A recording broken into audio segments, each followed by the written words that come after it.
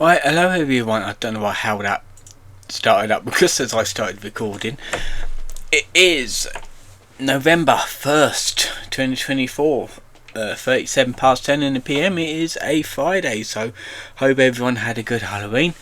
And in today, I'm gonna review Silent Hill 2 Remake. What a remake it was. There was a lot of speculation, like when it first came out, people saw the people behind it, like not Konami Bloober Team, and because of the previous work that they've been involved in, they've been too woke, a lot of people thought, oh, this is going to be a really bad idea. However, more and more trailers come out, and it started to look better. People got more interested, including me, and it's a popular game. It's like people love it, so it's good the way people can change their minds if a company makes the game great. Yeah, I completed it yesterday.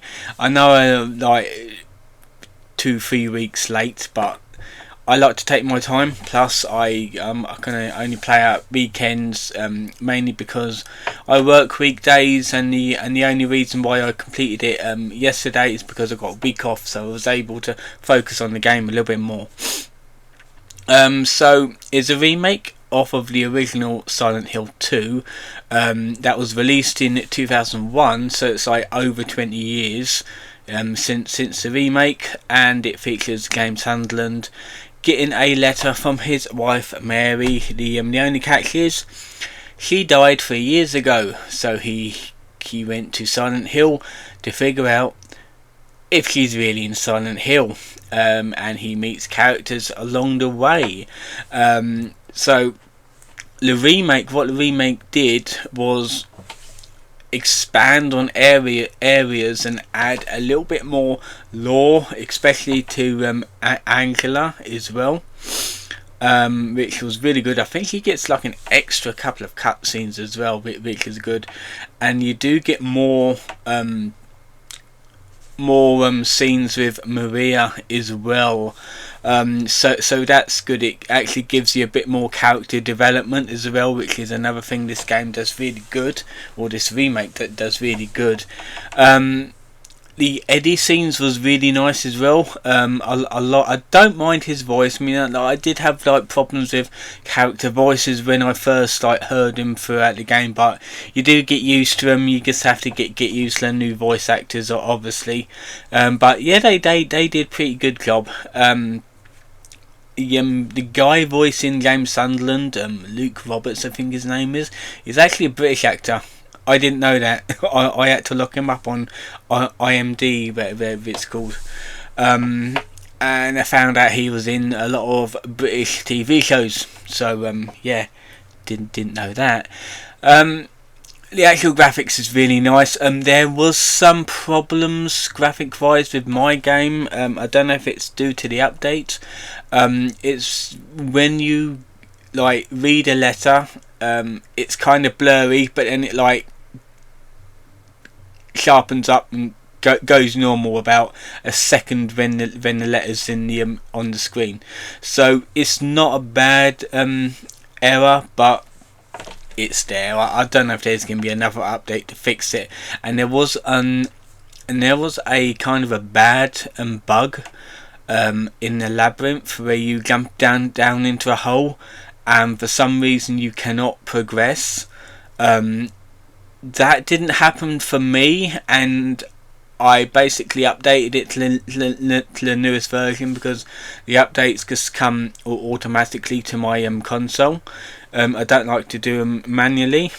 So with me, I had no problems. I think that it was already patched, but by the time before I got to the labyrinth area anyway, so there didn't seem to be a problem for me. The actual sound design was really good. Really impressed with the sound design. Like the jump scares was really good, and like the radio static comes through the controller as well. The bosses were really good. Like there are some bosses that were basically the same in the original game to this one. However, there was other boss elements that were different, such as the Flesh Lips one, which I believe he did it before, but in the original one there was multiple ones. You had to find the real one.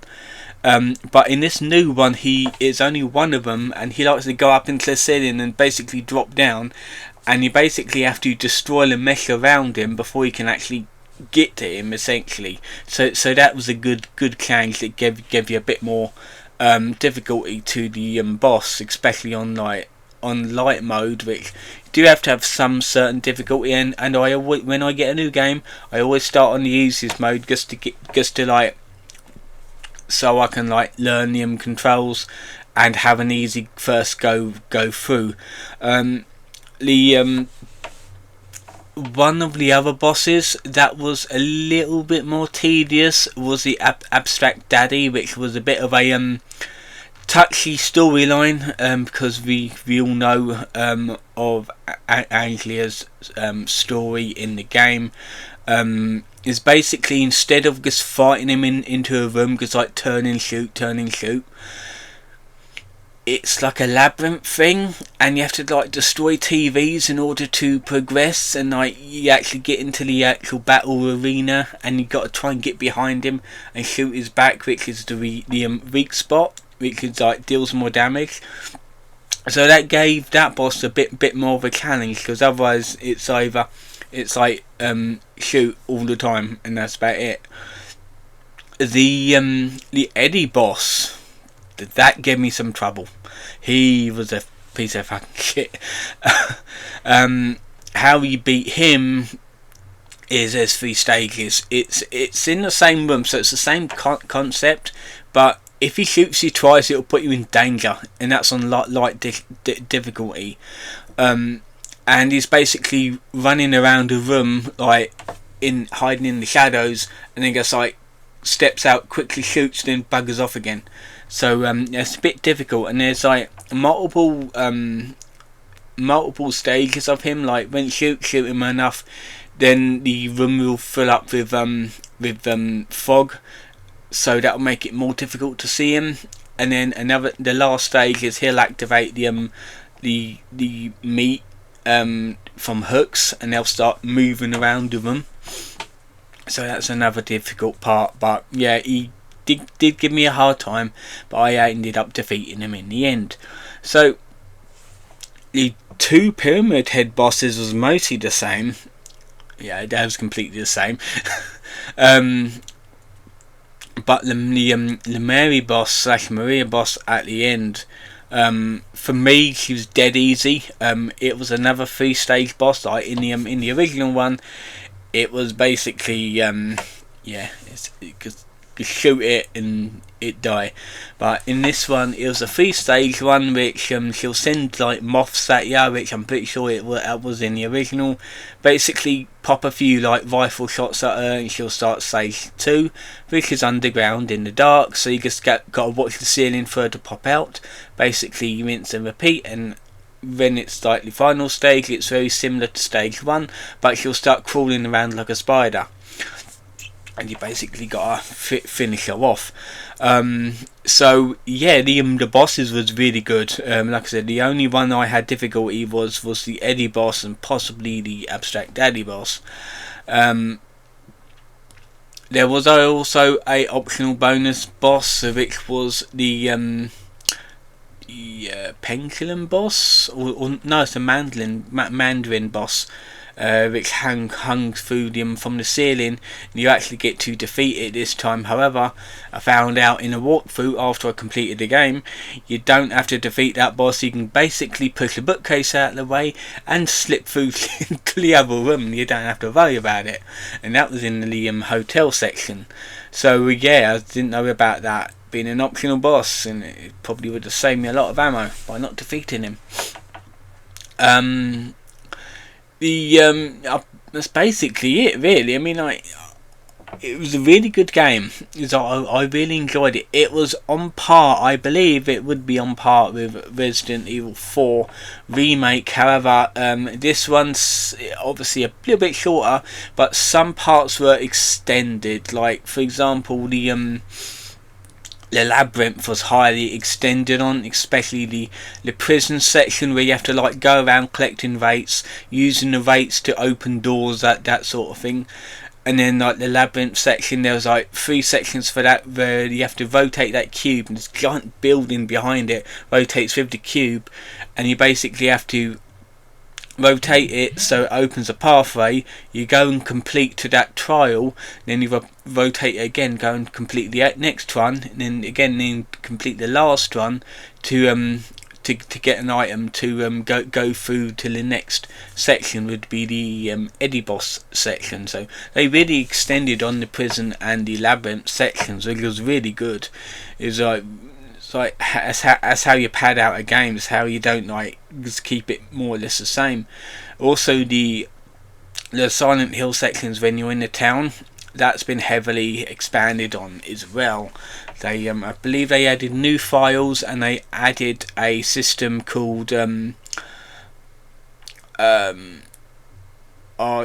memories, where you like click on, where you go to a certain area and you have to like press the X button, and it will like show you a memory which is basically a flashback to the original Silent Hill 2, which is really good. Them like putting elements of Silent Hill 2 into the remake, so they're basically saying, we know you still love the original Silent Hill 2, here's some memories of it in this game. So it's good callbacks, really good callbacks.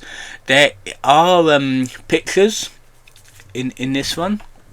I think there's over 20 memory photographs as well, which I don't really understand, but I collect them anyway. I believe they're more callbacks as well, which is really good.